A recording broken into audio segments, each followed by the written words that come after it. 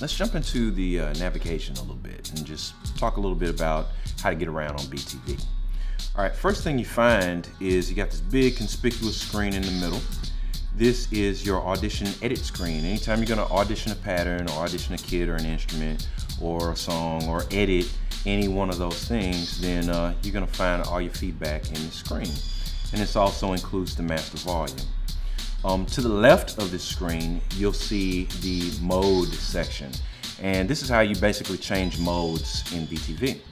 You can go from song mode to pattern mode to kit mode to instrument mode.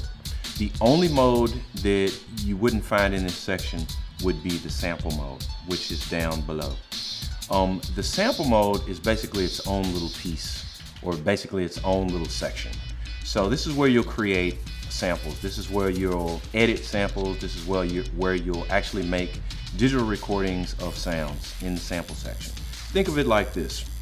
When you take samples, you can arrange those samples into kits or instruments. And then you can take those kits or instruments and arrange those into patterns. Then you can arrange your patterns into songs. So this is a quick and easy way to basically have an idea, create sounds, create kits, create patterns, create songs, create full arrangements.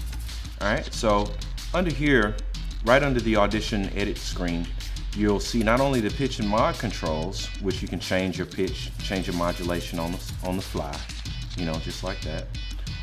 But right below that, you're gonna also see your functions section. So these are all the commonly used functions on BTV. You have edit, save, exit, undo, insert, copy, delete, export, system, and then you can control your volumes with your volume screen.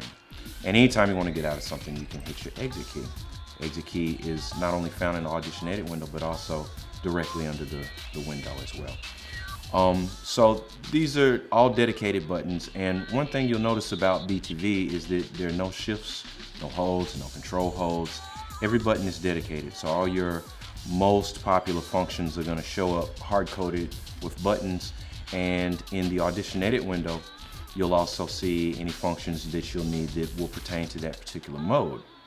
So moving on down, you'll see the transport section, which pretty much is your average transport section. Return to 0, go back a bar, go forward a bar, record, play, and stop. And then you have the track buttons. These are how you exit, or these are how you edit different tracks on BTV. You can go immediately to the track and you can see the element or the kit or the instrument that you have on that track, and then you can edit that. On the right, you'll have the through button, which will allow you to send signal through BTV or not. And you have your mixer section. You can mute and solo tracks. You can bank up and down to get up to 8 octaves of control out of any kit or instrument that you have assigned. And then you also have a mixer button, which takes you to a mixer where you can mix all your tracks. You can control level, you can control pan, you can control your effect sends, and you can also get into some EQ on your mixer. Below that, then you'll also see big pads, and I'm accessing those pads by using my mouse to click on them, but you also have control of those pads from the front panel through your QWERTY keyboard. And if you want some more control, then you will get from the keyboard, you want more velocity control, you want more octaves simultaneously, then we have plug and play capability. So you can just plug up your external pad controller or plug up your external keyboard controller, and you have control of all those parameters also. So that is the front panel of BTV.